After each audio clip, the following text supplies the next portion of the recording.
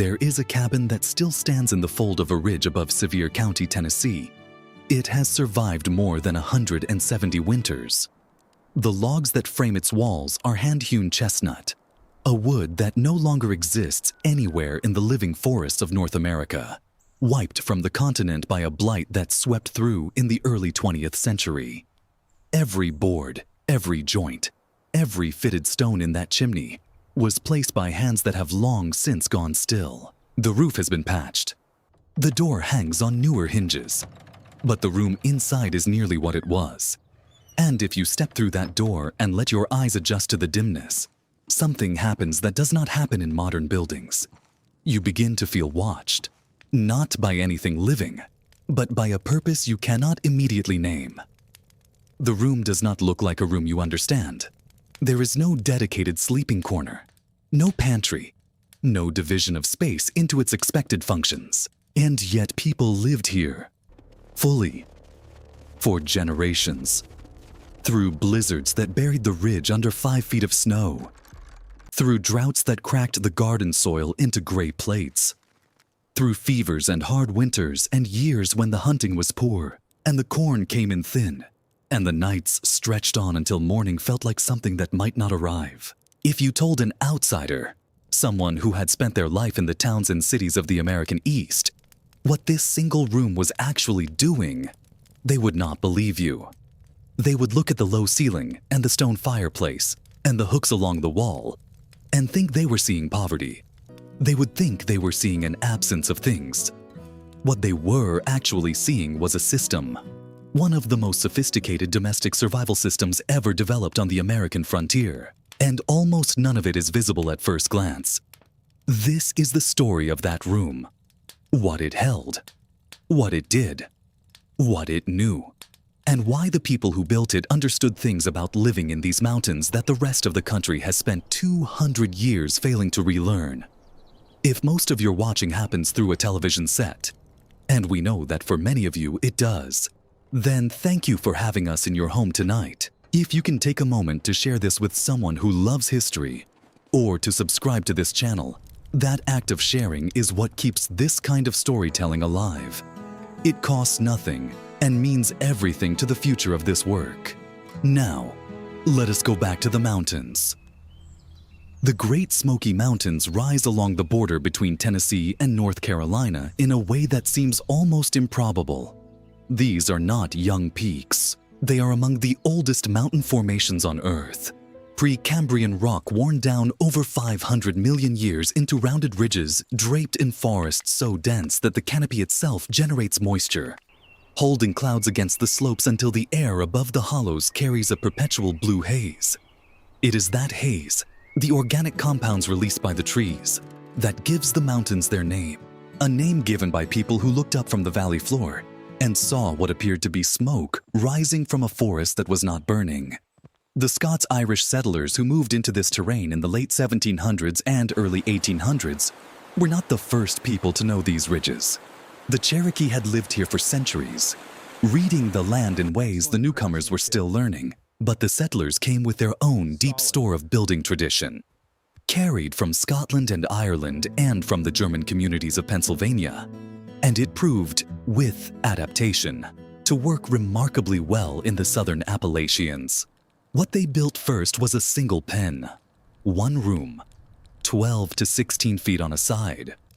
Roughly the maximum area a single stone fireplace could heat to survivable temperatures. The logs were chestnut and oak and poplar, hewn by hand and notched at the corners with a precision that required no nails.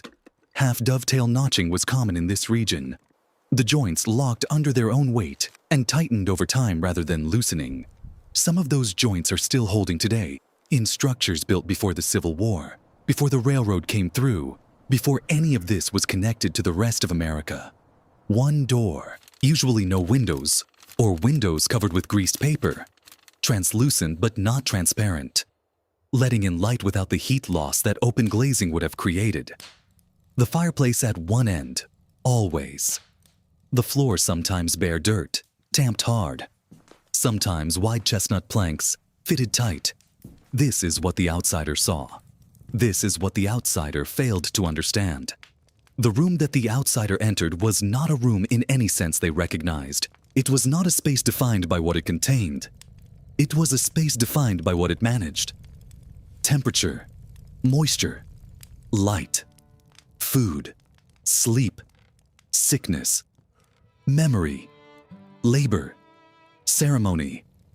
Every square foot of that single pen had been thought through in ways that require years of mountain living to fully appreciate. And at the center of all of it, the feature that confused outsiders most completely was a room within the room, a space that seemed to have no purpose, or too many purposes, or purposes that shifted with the season and with the hour of the day. A space that outsiders cataloged as a curiosity and dismissed as a primitive solution to problems their world had already solved. They were wrong. And understanding why they were wrong requires understanding what winter actually meant in these mountains before there was any infrastructure to soften it. The cold that came into Sevier County in January was not the kind of cold a person from a lowland city had ever experienced. Ridges above 3,000 feet locked in ice for weeks. Hollows trapped cold air in inversions that made them colder than the peaks above. Wind moved through the gaps in the ridges carrying moisture. And where moisture went, cold followed it inward into clothing and wood, and the gaps between logs. Families in these cabins understood cold with a biological intimacy that modern people have lost. They understood that a fire left unattended for 3 hours on a night below 10 degrees could drop the interior temperature fast enough to endanger the elderly or the sick. The difference between a cabin that held its heat overnight and one that did not was not how much wood you burned the day before. It was a matter of where the heat went. And that question, where does the heat go, is the question that explains everything strange about the design of that room. Heat rises. Every mountain family knew this not as a scientific principle, but as a lived fact. The warmest air in the cabin at any given moment was at the ceiling.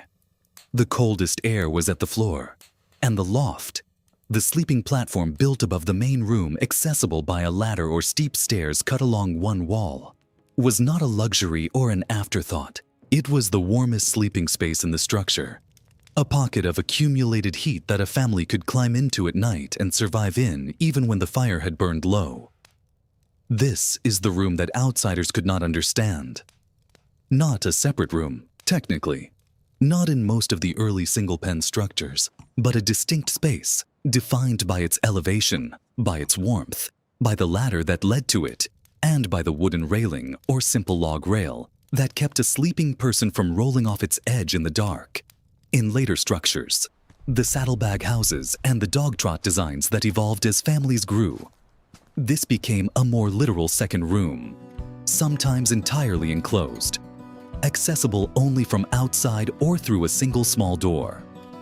It was the room where people slept, where stored food was kept away from ground moisture, where the sick were put to recover because the warmth concentrated there, where, in some families, the herbs were hung to dry from pegs in the rafters because the heat and the darkness and the low humidity of that elevated space were exactly what preservation required.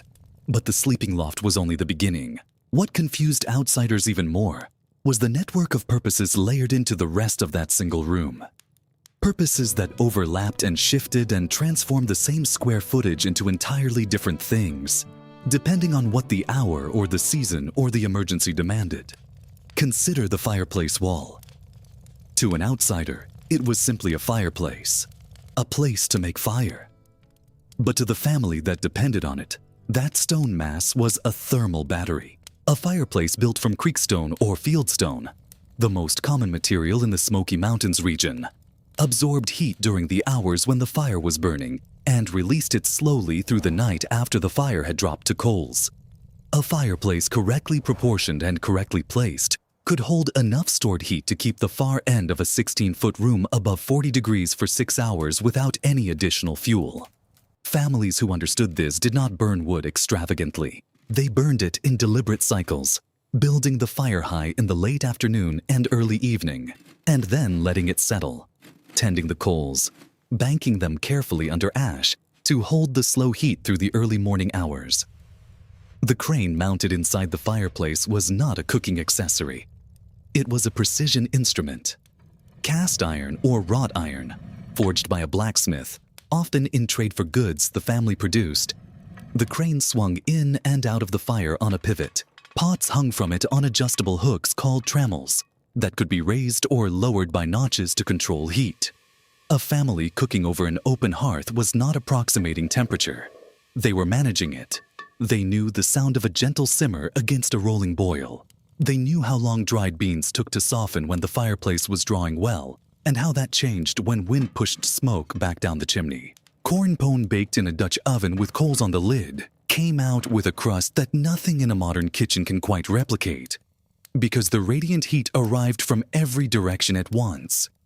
The back wall of the fireplace, the fireback, as it was sometimes called, was deliberately angled forward at its upper portion, not for aesthetic reasons, but to reflect heat outward into the room rather than allowing it to escape straight up the flue. Families who had lived with a poorly designed fireplace that sucked all the heat upward knew the difference between a fireback that worked and one that did not. They would describe it in practical terms. This fireplace warms the room. That one only warms the chimney. The knowledge was empirical, earned over winters, passed on, along the walls, the pegs. This is another feature that outsiders cataloged without understanding. Wooden pegs set into the log walls at various heights, not uniformly, not decoratively, but at heights and positions that served specific functions. Pegs near the door held work clothing that needed to be accessible quickly. Pegs near the fireplace held items that needed warmth. Wet leather moccasins placed near enough to the fire to dry, but not so near that the leather would crack. Wet wool hung where the circulating heat could pull the moisture out without scorching the fibers. Pegs higher on the wall, near the ceiling in the area above the fireplace, held the drying herbs and braided onions and strings of dried peppers that represented one of the most important layers of winter food supply. These were not decorations. They were a medicine cabinet and a spice rack and a vitamin source all suspended from the same rough-hewn pegs. The positioning of those dried herbs was not random. Mountain families knew that the area directly above the fireplace but below the loft floor created a specific microclimate. Warm, low in moisture, with air movement from the convection currents of the fire. Dried herbs needed warmth and dryness and darkness. And the ceiling of the main room above the fireplace provided all three. A woman who had learned to manage this space from her mother could look at the color and feel of dried spearmint or wild ginger and know immediately whether the season's conditions had been right for preservation and what to do differently the following year. Black cohosh was not a decorative plant in Appalachian tradition. It was used for respiratory complaints, for joint pain, for fever management. Ginseng, which grew wild on the north-facing slopes of the Smokies, thriving in the same cove forests that produced the largest trees, had been used by Cherokee healers long before European settlers arrived, and the settlers adopted it rapidly. The trade in ginseng root became significant enough that some families in Sevier County earned meaningful income by harvesting, drying, and selling it to traders who carried it to coastal markets, and eventually to buyers in Asia. A family that kept dried ginseng hanging above the fireplace was not just storing medicine. It was storing currency. Dried root exchangeable for salt or iron goods or cloth when opportunity came. The chest. Every cabin had at least one, heavy chestnut or walnut, sitting against the wall. Not in a dedicated bedroom, because there was no dedicated bedroom. In the main room, positioned deliberately. In it went the items that mattered most. Unfinished cloth, seed corn from the previous season that would become the following year's food supply, whatever documents the family possessed, a land deed, a letter, a Bible with births and deaths recorded on the flyleaf. The chest was not furniture in any decorative sense. It was a vault. The loss of seed corn to moisture or to rats was not an inconvenience. It was a catastrophe. In the mountains where the nearest neighbor might be miles away on the next ridge, there was no certain replacement. This is something that the outsider standing in that doorway could not read from the physical space. They could see the chest. They could not see what the chest meant. They could not see the weight of calculation that went into every decision about what to store in it, and what to keep accessible, and what to trade away and what to hold back. They could not see the years of learning embedded in those choices. The season when a family had stored too much salt pork and not enough dried corn. The year the beans rotted because the chest lid had warped and let in moisture. The lesson learned and never repeated. Along the opposite wall, in most early cabins, there was a shelf or series of shelves. Sometimes a simple board on wooden brackets. Sometimes something built into the wall itself. This was the working surface for food preparation that did not require fire. The churning of butter, the grinding of dried corn into meal with a hand mill, the making of lye soap from wood ash leachate and rendered fat. A process that, done correctly in these conditions, produced a soap that worked better in cold mountain water than anything bought from a lowland store. That knowledge was not written down. It lived in the hands and the memory of the women who had done it season after season, and it transferred only through watching and doing, not through instruction alone. The shelf also held everyday dishes and implements not stored near the fireplace. Wooden bowls turned by someone in the community who specialized in that work. Pewter mugs in families that had them. Ceramic in families near a potter. Wood in families that had neither. Gourds, dried and hollowed, served as ladles and dippers and containers for salt or seed. The gourd was not a primitive substitute for a bowl. It was a specifically excellent one, naturally insulating, lightweight, durable, and growable on any homestead from a seed that cost nothing. Visitors from outside the mountains often misread the simplicity of these objects as poverty. They were not entirely wrong. Poverty was real here, and it constrained what was possible. But the simplicity was also philosophy. Nothing in that room was there without reason. Nothing was maintained that did not serve a purpose. And the purposes were the purposes of survival extended across seasons. Of a family present and alive in April because they had made the right decisions in November. The strangest thing, the thing that most confounded outsiders, was not any single object or feature. It was the relationship between the objects and the people. The way the room moved, the way it transformed throughout the day in response to what the family needed from it. At dawn, the sleeping loft was the bedroom, and the hearth was the kitchen. By mid-morning, the loft might become a workspace where fine sewing or tool repair could be done in better light. By afternoon, with the cooking done, the main floor became a social space where a neighbor who had walked 2 miles through snow was welcomed and sat with for an hour. By evening, the same floor became the schoolroom. The daily passing of knowledge from one generation to the next, reading aloud from the family Bible, arithmetic on a slate board, lessons that had no textbook but the land outside the door. Outsiders who came for an hour and left with their impressions had seen a still photograph of something that was actually in constant motion. There was also the matter of the room's relationship to illness, with no hospital within realistic reach, and a doctor who might be 30 miles away on horseback over winter trails.